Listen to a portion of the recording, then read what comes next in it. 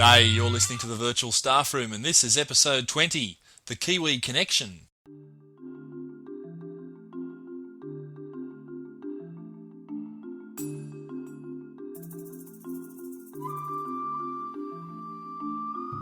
Well, welcome to another episode of the Virtual Staff Room. Pleased you could join us. In this episode, I get to speak to our neighbours over in New Zealand. And there's some fabulous things going on over there in New Zealand, some real innovation, and the Kiwis are actually pretty much known for being innovative and creative, and the four New Zealanders that I get to talk to in today's episode are no exception. Chrissy Hellier, Alana King, Jane Nichols and Simon Evans are four New Zealand educators that I've kind of gotten to know through Skype and through Twitter, and I said to them, let's get together and have a bit of a chat. And in fact, they all attended the ULearn conference recently, which was held in Auckland. And as part of this, I thought it'd be nice to get together and just have a chat about what they learnt at ULearn. In the process, of course, we got sidetracked into a whole lot of areas, including how they're using podcasting, what they're doing with Skype in the classroom, how they're using Twitter. And then we end up talking about Second Life. And we covered a lot of ground, but I think it's a really interesting conversation. And I really enjoyed having a chat to these guys. As you'll probably pick up from the conversation, they're a lot of fun to talk to. Australians and New Zealanders tend to have a bit of a friendly rivalry and a bit of banter that goes back and forward, and I think it's probably evident in this podcast that we get along pretty well. Some of the Skype conversation in this starts out a little flaky, but it does settle down as the call goes on, so please persevere with that. I think you'll find it's worthwhile. So here we go, across the Tasman to catch up with four fabulous Kiwi educators. Enjoy.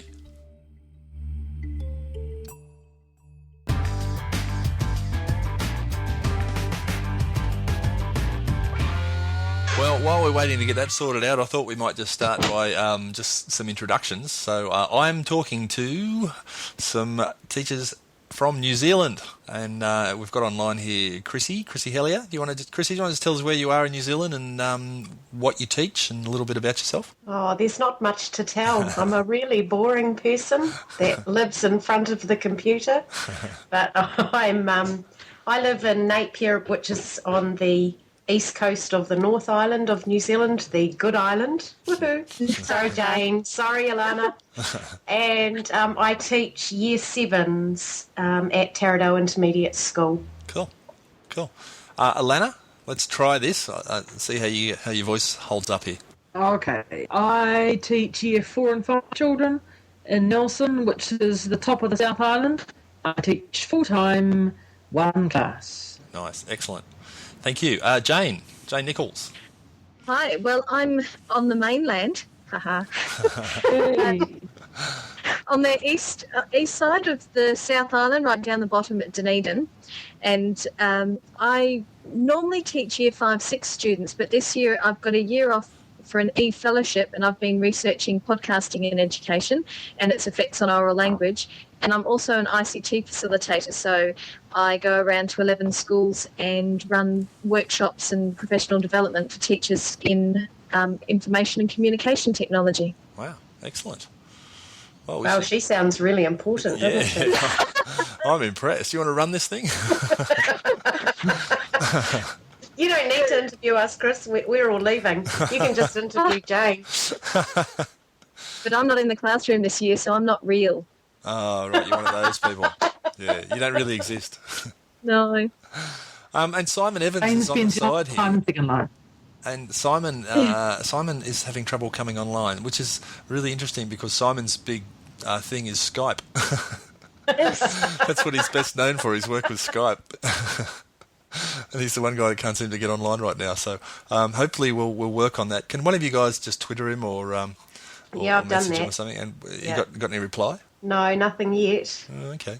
All right. Well, it's just us for now. So what do you guys want to talk about? And I reckon... That's dangerous, leaving it over to us. I was warned. I forget who warned me, but someone I said I was talking to all of you guys in New Zealand, and they said, you'll never get a word in edgewise. Right. I think that was me. I'm sure that's not really true. Podcasting. Sounds like Jane and Alana, I know you guys do a lot with podcasting. Chrissy, do you do any of that? No, but we're learning. We've got a school in Victoria, in Australia, that we've got a wiki space going, and we're learning how to podcast vicariously through them. Cool. All right. Well, so I'm not sure. Well, I'm going to start with Alana, because Alana, I know you're doing some really cool stuff with your kids and podcasting, and you shared some stuff with me this morning that I'm going to put on the show notes for this. So just tell us what you're doing in your classroom, because I think it's very cool. We try and churn out a weekly podcast. We have like monitors, who shut the windows and do the PE gear. We've got monitors to do podcasts every week. So they script and choose a podcast they want to do one on. If they can't find a podcast to do a topic, we do a book review. So ours are pretty generalist in nature. We do anything that's happening around school. Now and again, other teachers feed the podcast, but it's pretty much just my class. And we really enjoy it. We're ranked 5th in the world. We've gone down a bit. So that's pretty cool, though, for a little school in New Zealand to, and because you're out in the rural part of New Zealand, aren't you? We are. Now, Jane, you were saying you're doing some things with podcasting and studying it from almost like an academic viewpoint. Well, I spent this year trying to gather some data to prove, like Alana and I keep telling everyone this is worthwhile, it's worth doing, but I wanted something to back it up. Why is it worthwhile? And so I've got some case studies of students now demonstrating elements of oral language that podcasting is enhancing, and some really cool data where I asked a whole heap of teachers what elements of oral language they would like to teach, and then I got a class. Right. Oh, it's ringing now. Yeah, sorry, I'm just bringing Simon in. Yeah, he's in. Hello, Simon. Simon. Hello. Oh, yeah, finally, mate. Yeah, sorry about that. That's okay. That's okay. Glad you could join us. No idea what's going on. That's all right. Glad you could join us. Sorry to interrupt you there, Jane. I'll let you finish, and then I'll cut back to Simon. So, Sorry, back to you. You were saying about doing this project with the podcasting? Yeah, well, the cool data was that I got a class full of kids who had been podcasting for a year to brainstorm everything they learnt when they were podcasting, and everything that they said matched up with what teachers said they wanted to teach when they were teaching oral language, and more. So the students not only were learning what they needed to learn, but could tell us what they were learning. Now, definitely. So when you say they got a lot more out of it, like, give me some examples. And I'm intrigued by this because I've done a little bit of podcasting with kids myself. I thought anecdotally that it was a much more powerful learning experience than what we had been doing, which was just like a traditional sort of here's the textbook. Read pages 10 to 20 and do pages exercise 1 to 5. But you've got sort of the stuff you've been studying is kind of backing that up, right? Yeah, well, like when I asked the kids what they learnt when they were podcasting, things like what they said were things like we learnt how to work together, we learnt all about copyright and things like that, and we learnt how to use music and sound effects to tell a story. These are all elements of oral language that teachers they hardly think about that as a way of telling us. The biggest thing I found is that these kids got really good at giving feedback. They could self-assess, because the big thing about podcasting is kids can listen to themselves. Yep. And that doesn't happen any other way. And these kids are so self-critical, because the moment they hear themselves, they straight away start setting goals and working towards achieving those goals without me saying anything. They notice if they mumble. They notice if they're not loud enough or not eloquent enough. They notice these things. Yeah, that's true, yeah. You always hear people say, I hate the sound of my own voice. And you tend to self-correct. And you're noticing that with kids. Yes, very much. And another thing I noticed was that the kids started noticing that the content was really important and stopped focusing on the skills, because they'd already achieved those skills. They can speak properly by the time they hit year 5, 6 normally. Yep. But when they stand in front of a class and you ask them to speak and they have to set a goal, it's normally, my goal is to speak loudly. Well, they've already achieved that about 3 years ago. And through the podcasting program, they're starting to see that their goal has to be something like use more interesting words, or develop the information in my podcast to tell a story that can capture my audience. And then things like how to use appropriate amounts of humour. So it's not just a big laugh fest. It is actually a podcast about a topic which may or may not support humour. Yeah. So it's just, they were learning things they were telling me they were learning things at a much deeper level than I would assume, and this is an assumption, a class that all they did for oral language is do speeches. I would assume that level would not be there. Right. I cannot back that up. Yeah. What age group was this you were working with here? Year 5, 6s. Right. Same as grade 5, 6. Yep. Cool. Listen, I'm just going to try and drag Simon back in here and just see if we can get him because he keeps dropping off. And Chrissy's vanished off the face of the Skype. Hello, Simon. Hello. We'll try. Keep dropping in and out, sorry. I don't know what's going on there. Hey, listen, tell us where you're from and what you do and your background reteaching. Okay, I'm originally from the UK. I moved out here to New Zealand about 5 years ago. I'm living in Hawke's Bay in Hastings, and I've been working at Peterhead School out in Flaxmere, year 3 class. Cool. Where's Hastings? Is that north or south? Simon? You there, Simon? It must be me. I don't know. He's still showing, but he's just connection lost. There you go. Chrissy Hellier, just drag her back in. This is a drag fest.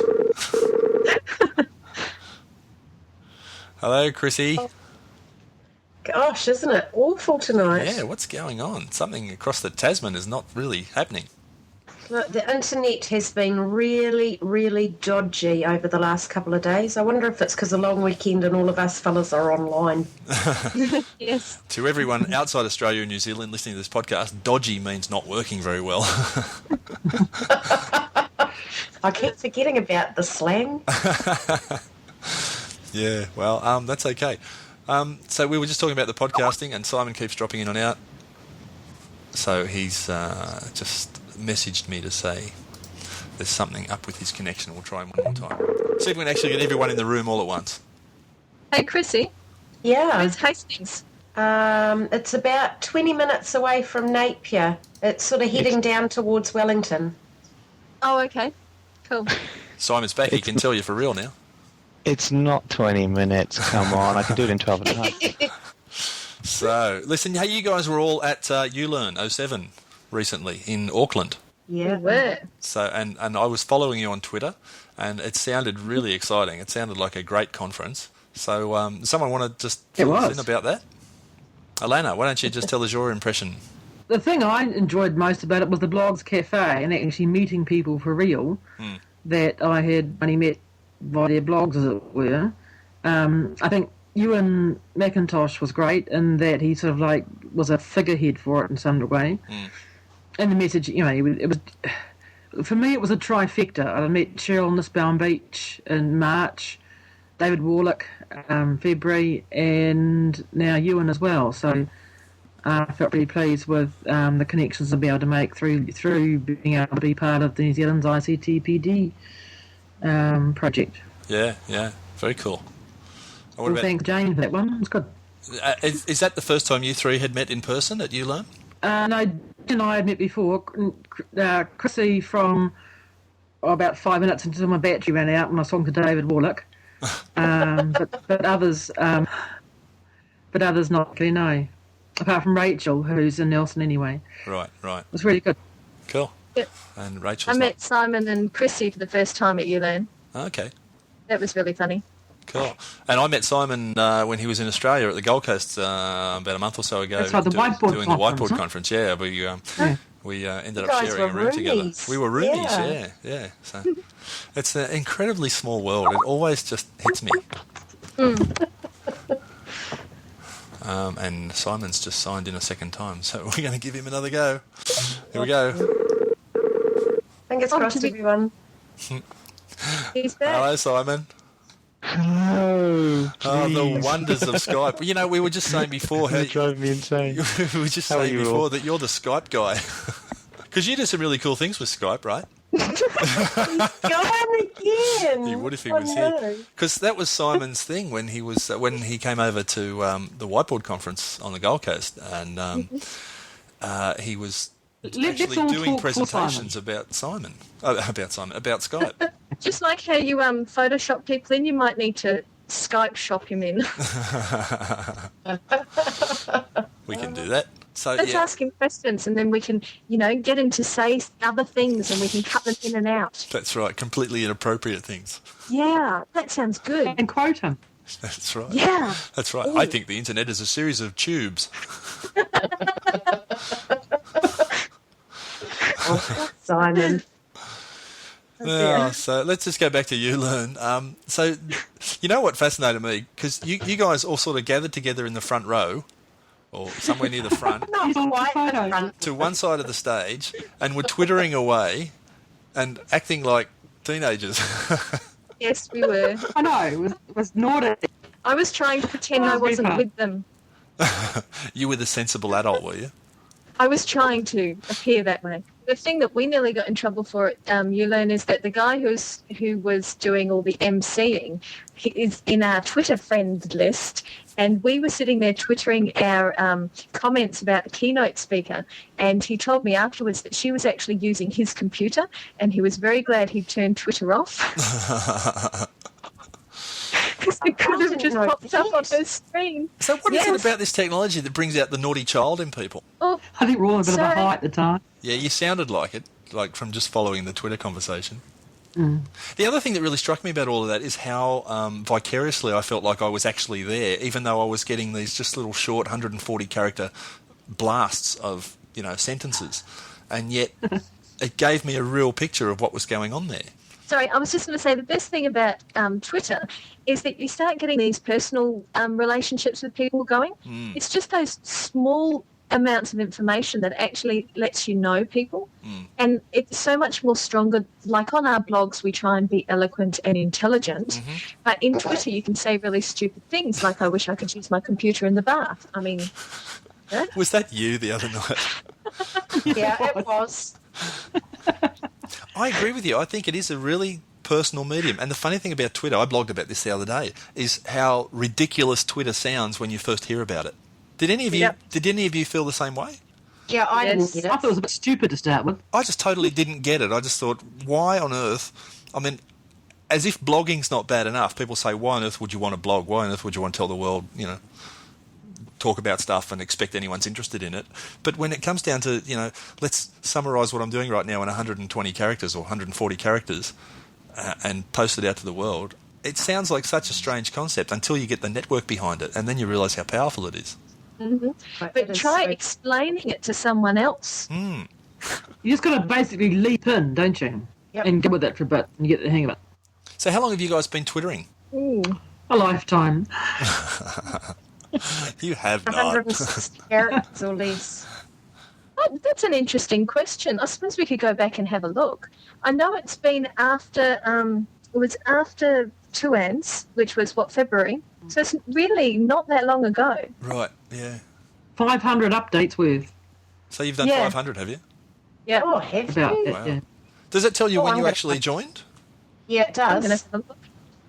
I'm going to have a look because I remember I signed up for it middle of 2006 and tried it, and it just totally didn't make sense to me, and it sat there dormant for a long time, and I just totally forgot about it.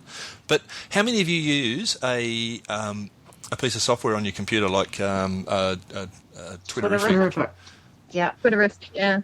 It makes so much more sense with Twitterific. Mm. If you've got to keep going to the website all the time, it's kind of like, yeah. Don't you reckon?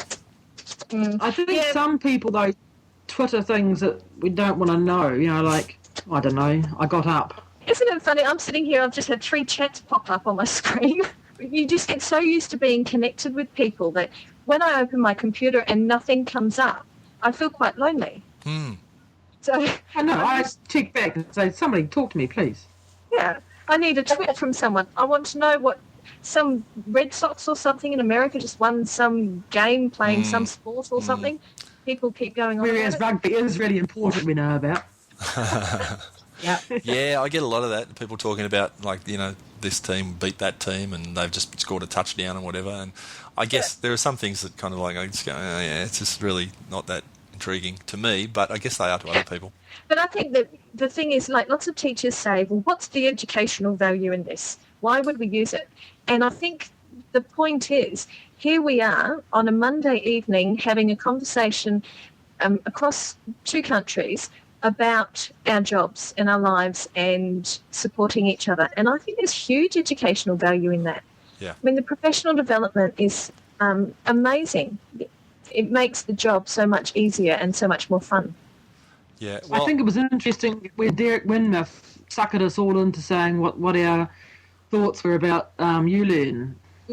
At the end of ULearn, Derek, who's in our Twitter friends list, sent out a tweet saying, can you summarise the best bits about this conference? And so we all twittered back, and then he captured that and put it up on the screen for the rest of the conference to see, the power of Twitter. And so he put out one question, and then all within, a second had, well, however quick we could type, had feedback. And that showed the power of it. We never And also getting help for things. yeah. Like Jen getting help. wanted to, she hadn't done video editing on Apple before, so she put out a quick tweet and said, help me. So I just quickly tweet back how to help her. So no matter what time of day or night, there's someone online who can lend a hand. Like, we all seem to be open bloggers, and nothing we like better than helping somebody else. So I find that very useful. And the 140 character limit thing, like, at first I thought that's pretty useless. You can't really say anything in 140 characters. But the point is, I think you actually can, and it forces you to be really concise, and it forces you to. I'm surprised at how effective that character limit is. Makes you more concise. Yeah, it's actually. I don't know. I'm really intrigued by this whole Twitter thing. And you guys are always on it. No, we're not. Yes, you are. Half an hour every now and again. Yeah, I step away from the computer for an hour. Yeah. An hour wasn't very long, Jane. I went for a run, and then I came running back to see what tweets I'd missed. Didn't you take your cell phone with you? I get really frustrated when I miss tweets. No, I just register for mobile tweets and just sends them to my phone. And you can turn off who you don't want to get sent to your phone, which is quite good too. So I don't get everybody's tweets. Oh, so Elena, you get them as SMS messages, do you? Yeah. Okay, because you can also, if you've got a phone that's capable of internet, you can also point your phone to the phone browser to m.twitter.com, and it'll actually bring up a web-based interface. Yeah, and then of course, well, that's assuming you've got an internet connection on your phone, and then the individual messages don't cost you anything. Yeah, the only trouble is that I forgot that my American friends tweet all through the night. So a phone was going off at 1 o'clock, 1:30, 25 past 1. So I just decided who I'm going to get tweets from in the middle of the night. Now, Yeah, I have everyone turned off, and I just use it to tweet if I'm not on a computer. Now, there's been this discussion in the blogosphere that Twitter is overtaking blogging, that people are stopping blogging because of Twitter. Do you find that? Do you agree, or? No, I think that you can use it to direct people to your blogging. Like, Jane, I went straight to your podcast as soon as I saw your Twitter. And Jeff Utet, is that how you say his last name? He just twittered before about a post that he'd just done. And so that's what I was reading as I was waiting for Chris to call. So, I haven't stopped blogging because of it. But I certainly am attending and taking part in a lot more things online because of Twitter. Well, I can't remember who said it recently, it might have been Wes Fryer. They think they're blogging less, but they're blogging better, because they're finding generally, Twitter or no Twitter, that they'd rather be blogging about stuff that they've given some thought to, that wasn't just saying, this morning I got up and this is what I had for breakfast. Not that we tend to do anything that mundane, but it tends to, as the blogosphere matures, there seems to be better quality blogging going on, perhaps less often. Yeah, so Twitter has taken the the personal bit out of the blogs, Right, yeah. and put it into a different space, and the blogs are becoming more focused, maybe. Yeah, that's probably an interesting perspective on it, yeah. I'm having a bit of a chat here with Simon because he appears online for me. And he said that there are lots of people I've never known about who want to follow me, but they don't say how they know of me, and he finds that a little bit disconcerting. And he thinks that for events, Twitter is really great, but for everyday, not so sure. Like, what's the point day to day? Well, unless it's just that personal connection, but I think you got to not go overboard with that. Yeah. But it's amazing when you find out that Ewan McIntosh has had a baby through Twitter. Yeah. Ewan and his wife. That was just amazing. And just little things like that. I love Steve Dembo's tweets where he goes on about, today, world, I will conquer you. He's for funny. For some reason, I like those. And then at the end, no, not today. It's tomorrow. It's quite cool. Yeah, he's funny. He cracks me up. And Jen Wagner always makes me smile. It doesn't matter what she tweets. She does. Always, With her hippie dance. She's hilarious. Yeah. And have you been following Alan Levine as he's been travelling around Australia? Yes. No, but I've heard from other people who are following him. And that I think it's a really Cog Dog, powerful isn't statement. And Cog Dog, yeah. It astounds me that we're sitting here talking about these people we've never met as though we're, long lost buddies. Yes. Nothing worse, though, when you tweet somebody and they're not following you. I know. Isn't that embarrassing? That's terrible. I did that the other day. I think we've all done that. Yes. Yeah, that's funny. And you get these requests and, someone puts a little request out. Can you help me with such and such? And you go, oh, I can do that. So you tweet back and then no response. So you tweet again and there's no response. And you're like, oh, I'm not on their list. Yeah. I like the 3 tweets and you're out rule, too. If you tweet 3 times in a row, then they're going to penalty. I tell you what, Jen Wagner gets in trouble for that. I don't understand some of this. Is it Twitter ball? Oh, yes. Is it someone over there's playing Twitter ball in the States? I don't quite get that. I must have missed the rules for that. Well, Graham Wagner, he's over there with you, is he? What part of Australia are you in? I'm in Sydney. Yeah. He's in Graham's Adelaide, isn't he? Yeah. Yeah. Well, I think he's a part of that Twitter ball. Yes, I think you're right, yeah.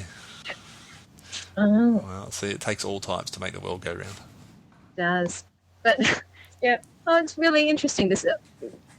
Russell Montgomery just said, finishing off the day at school, popping in to visit Twitville. There you go. I just got that too. Where's he? He's in Perth, is he? I think so. Yeah, I think so. Oh, that's the other interesting thing, that it really, apart from, obviously, there are certain groups of people who tend to be pretty quiet when their time zone's asleep. It almost doesn't matter what the geography says people are. Mm. I had a conversation last night with Clay Burrell. And, yes. And we were tweeting back and forth about something, and then he offered to help me out with just testing something on Skype, and I Skyped him and had no idea. He's in Korea. Yes. He does some amazing collaborative stuff over there. Mm. So how are we all going with K-12 online? To change the topic. Good, yeah. I'm having trouble getting through it all as quickly as I'd like to. They seem to release it quicker than I can absorb it. Yeah, I was watching today. I was on supervision duty in the computer labs at lunchtime today. So I took my video iPod with me, and I was sitting there with the iPod watching Dean Shareski's Design Matters, which is really good. Interesting stuff there about classroom design. I haven't seen that one yet. Yeah, it's pretty good. And it's a really interesting question that if you had to design a school from scratch, that as soon as you assume that you have rooms and you have bells and you have timetables and you have certain things that we take for granted as being part of school, that as soon as you assume that they exist, then you instantly eliminate a whole bunch of possibilities about what the new school might look like. Well, take Second Life, for example. Here you have a virtual world that you can create any way you want. And what do? They put up a screen and rows of chairs. Yeah, We've got interesting, isn't it? virtual bodies, and they build schools. Yep. So we're programmed. It is. It's kind of bizarre. I'm just going to drag Christy back in here. Chrissy. Redirected to voicemail. School design's a really interesting thing. But you play Second Life. You explore Second Life a bit, do you, Jane? Yes. Yeah. I try to understatement. I try to stay out now. Do you, Alana? Jane's taken me for a fly around a couple of times, but I tend to bash into walls and walk aimlessly. Right. I met Chrissy in there the other day, and you should have seen the way I just flew in and landed right in the right spot, and I looked so professional. This is so smooth. Oh, it was. I was so amazed with myself. Have you used it with kids? Like, have you done anything? Because I'm still trying to figure out how you use some of this stuff. Well, I would love to use it with kids, but you can't. It's not. No. It's not safe. But what about teen Second Life? What's that like?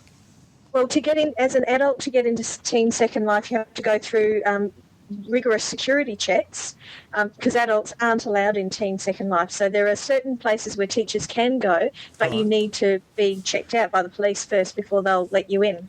Really? Yeah, teen Second Life is completely safe. The only people who are allowed in there are people who have been, screened. But in real Second Life, some of the things in there you would not want anyone to come in to be a part of. But the thing is, what I see it as is while I explore it and find the educational possibilities, one day there will be a section like that I can use with my class. And I can imagine infinite possibilities. Right. Would be an amazing way to interact with your children. Yeah. So. Yeah, it's certainly pretty interesting. I was exploring it the other day. I've been playing with it for a while, but not in any seriousness whatsoever. And just lately, I've been thinking I need to get to know this. So I've been playing it a bit more. So I was exploring a place the other day called Sexy Beach. Oh. My mother came in and said, "What are you doing?" I went, "Okay, let me explain this to you." It didn't make any more sense to her either. But that's another thing about Twitter. Like, I used to go into Second Life because it was a place where I could sit down and talk to David Warlick and Cheryl Nesbaum Beach, and all of these people were in there. Will Richardson. They're in Second Life. Right. Yeah, yep. They've all got their own office and all that sort of thing. I mean, one day, Alana and I were standing in the office with Cheryl, and I felt like we were actually visiting. Really? We're all standing there talking to each other. We wanted to bunch up and take a photo on the couch. Yes. And it felt like you had a physical presence. We were actually visiting each other. Yeah. And it was really cool. Oops. Have you spent any money in there? Jane dances for money, don't you, Jane? Don't put that on the web. In Second Life, you can dance and they give you money. But I don't even want to know what kind of dancing that is. No, it's just what happens is the more people they get in a certain sim, the better for the sim. So they offer you, Linden dollars to actually just be a part of that sim. Right. So, but what I was going to say, that with Second Life, the fact now that we can actually interact with these people through Twitter sort of takes that reason away of being in there. Like, I go in for the conversations. Yeah. But now lots of people are having those conversations via Twitter, rather than if you go into Second Life, you at least an hour is going to go by before you get out. So. Yeah, it's a bit of a time sink. Mm-hmm. Interesting, though. I was wandering around somewhere the other day and just walking up to people in Second Life and saying, where are you actually from? And I had Switzerland and Hungary and Romania and all sorts of interesting places. I don't know. Is that incorrect protocol to ask a Second Life avatar where their first life location is? Well, it's the first thing I always ask. Yeah, right, okay. But I did bump into someone the other day who kept pestering me. Why won't you be my friend? Really? Yeah, there are some very freaky people in there, but stick to the education islands and you're quite safe. But yeah. I couldn't believe it. I read the other day that there's $500,000 US changes hands inside Second Life every day. That's, freaky. Well, put it this way, there's lots of dances and things you can go to, and you have to go and get clothes for them. And I went windsurfing the other day, so I had to go find a bikini. Every time I hear one more thing about Second Life, it just gets stranger and stranger. You went windsurfing. Oh, yeah. I took photos too. So cool. Nice. There's beaches you can go surfing at. There's an ice skating rink. There was a go-kart. We play Scrabble in there. We've got a huge Scrabble board we sit in front of and play Scrabble together. There's a few American teachers who come in.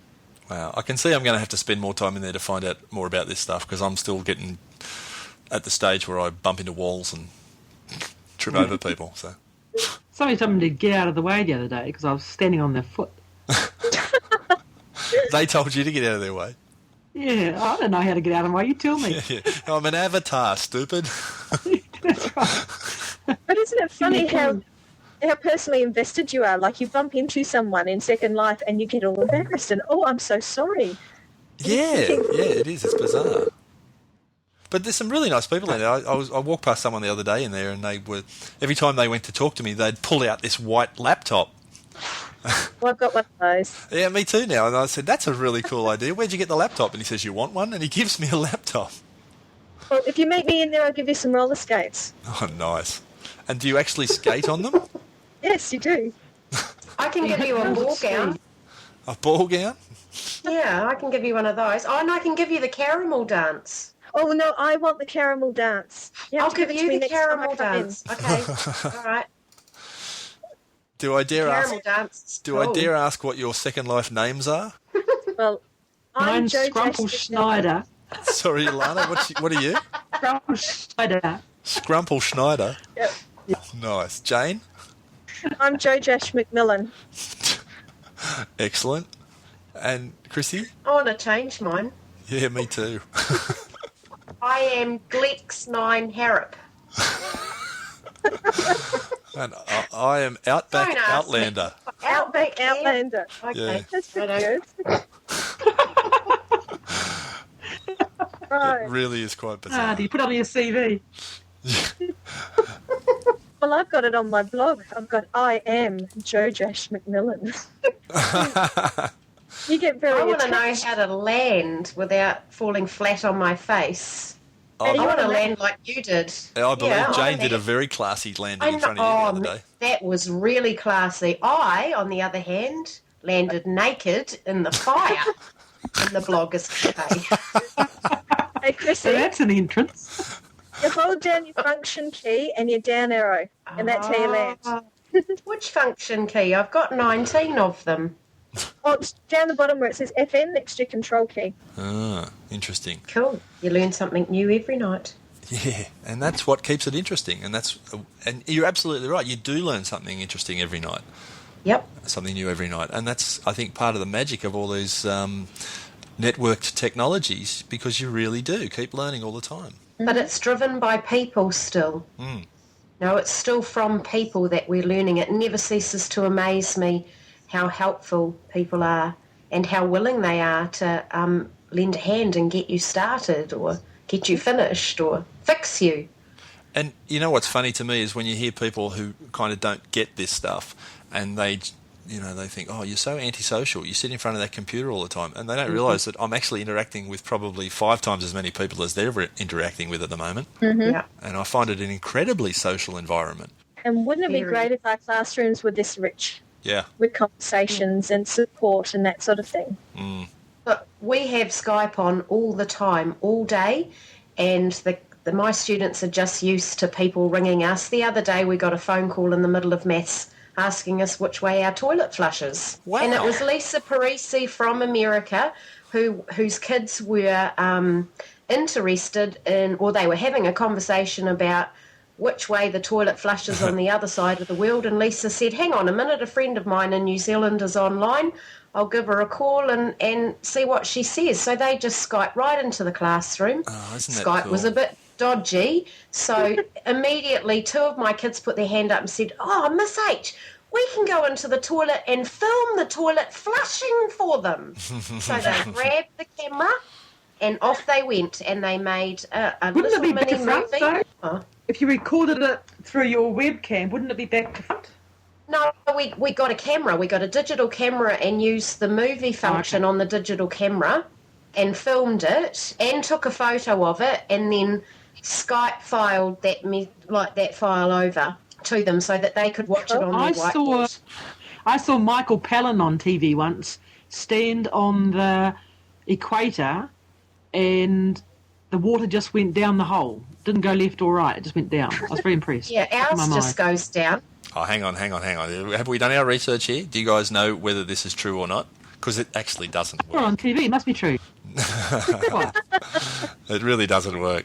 No, I got all intrigued by this very question, and I figured out, or I didn't figure it out, smarter people than me figured it out, but I read about it. It's all to do with the Coriolis effect, and it only really has any effect on huge bodies of atmosphere or water, and your toilet doesn't qualify as a huge body of water.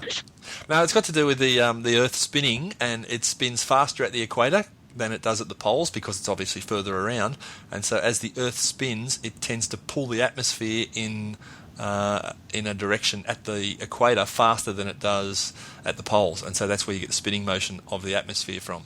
But certainly on the scale of a toilet, no, it doesn't work. Sorry to burst your bubble. But our toilets flush differently to America anyway. Yeah, very much.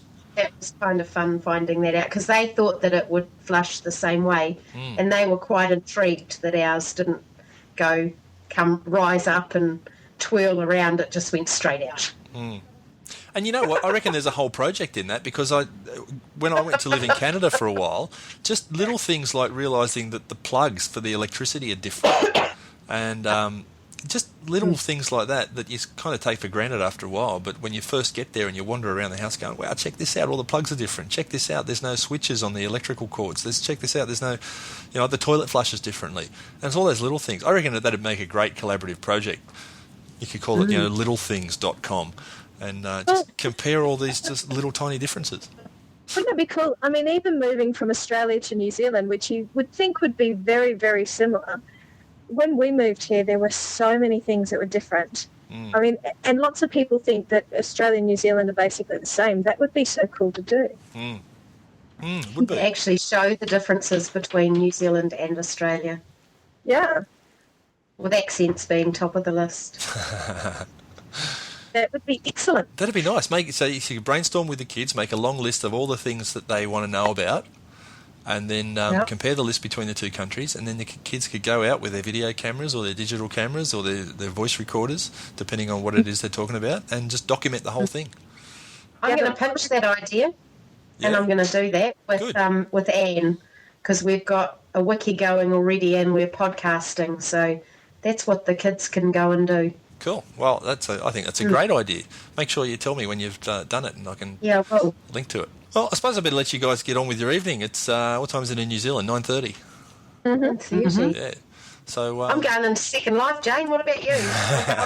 Terrible dance in the ball gown. So how do I find you guys in Second Life? I just go to the search and just type in. Type in our names. You got to know I'm the normally names, on Edu Island too. right? Edu Island. Yep, Edu Island. That's the only place I know how to get to. I don't know. Sexy Beach. You should and check the that out. I'm not going there. Next door to that is Isti Island, and that's really cool too. ISTE Island. Okay. Wow. It's Lots of teachers a there. whole world there I need to explore. Isti Island. I feel like such a newbie. Nah, you're only a newbie when you land naked in the fire at the No, I reckon you're a newbie when you land anywhere wearing denim jeans and a white T-shirt. Oh yes. And everyone looks at you and goes, haven't bought anything yet, huh?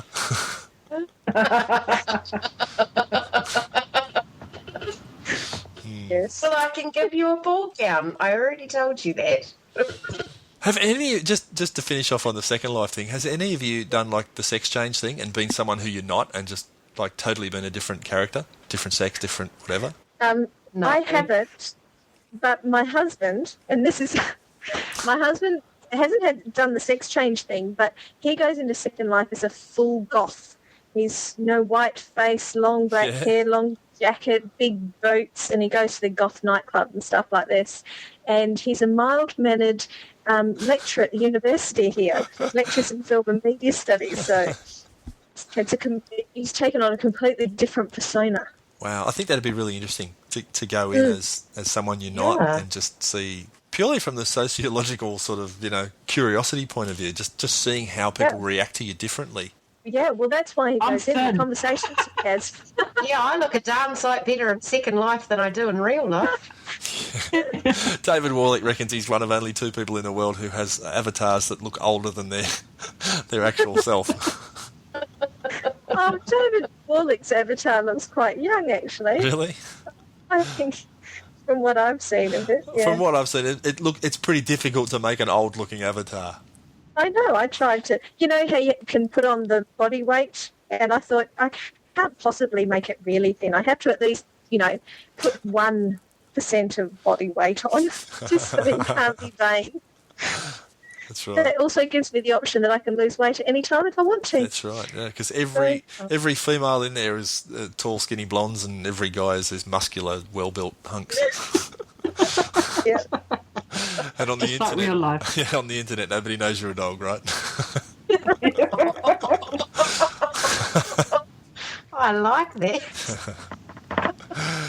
Anyway, thank you. I've really enjoyed nice this little chat. chat. It's been fun. Cool. Good on, nice to chat then, Chris. Yeah, thanks. I'll go and do my work plan for the week. Yeah, no worries. You have a nice evening. Yeah. Thanks, Chrissy. Yes, everyone enjoy school Chris. tomorrow. See you all. Thanks, Alana. Yep. Lovely Jane. 4-day week. All right. Bye. You enjoy it. See you Bye. later. Bye. Bye. Yeah.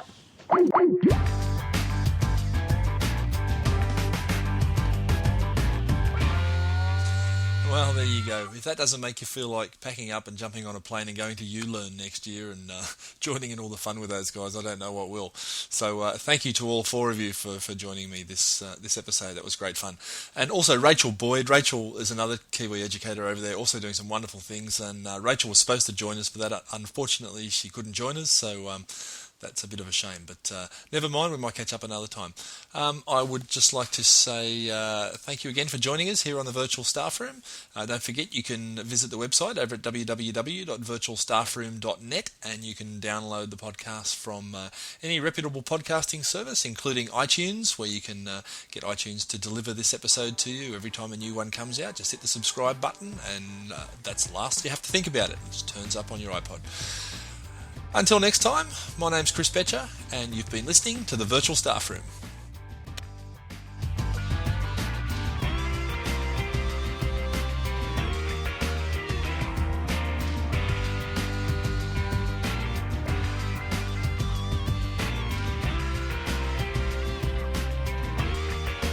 So he's showing us online for you. Yep. That's It's on for me. Not for me. Not for me either. Oh, Oh, Jane, you've got a ghost in the machine. By the name of Simon. I'll text him. I can see you, but no one else can.